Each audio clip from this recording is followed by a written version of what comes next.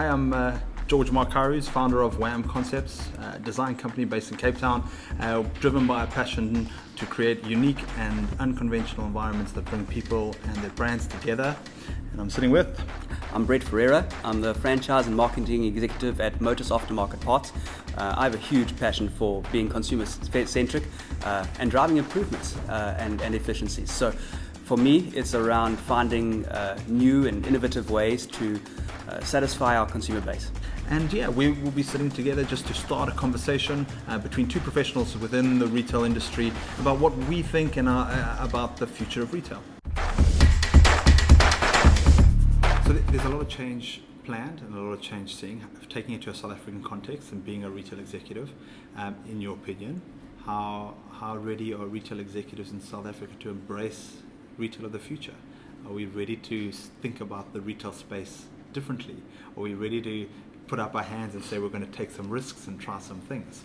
Are we ready for that? Largely no, George.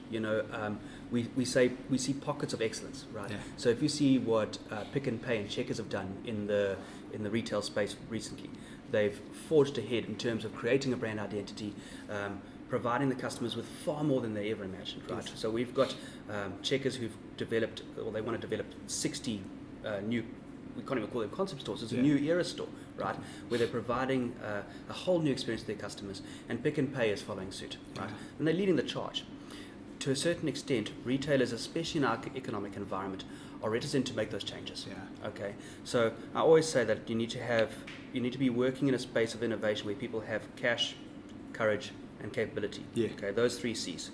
You need to have the capability to get this stuff right. Yes. You need to have the courage to be able to make some decisions, take some risks, and make some mistakes. Yes. And you need to be able to be investing cash into these innovations. If you're not prepared to do those three things, you're going to be left in survival mode. Of course. Okay. And survival mode is tantamount to death. Yeah. Okay. If you are only hoping to survive in a tough economy, you're going to be left behind. Yeah. I see those companies that are prepared to innovate, prepared to take some chances, put some capital and some capability behind new ideas and thought leadership.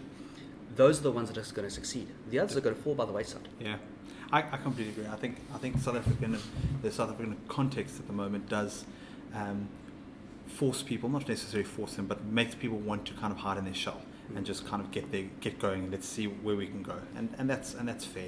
We're in a tough place and a tough economic climate, and it's hard to be the one taking those risks.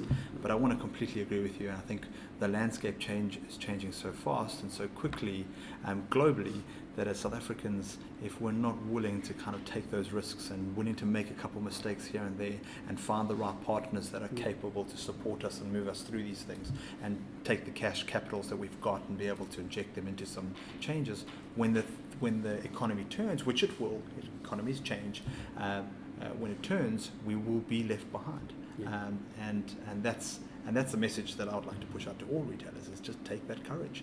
Be able to take those steps to see the world differently, find the partners that are going to help you, and let's take some risks while we're at it.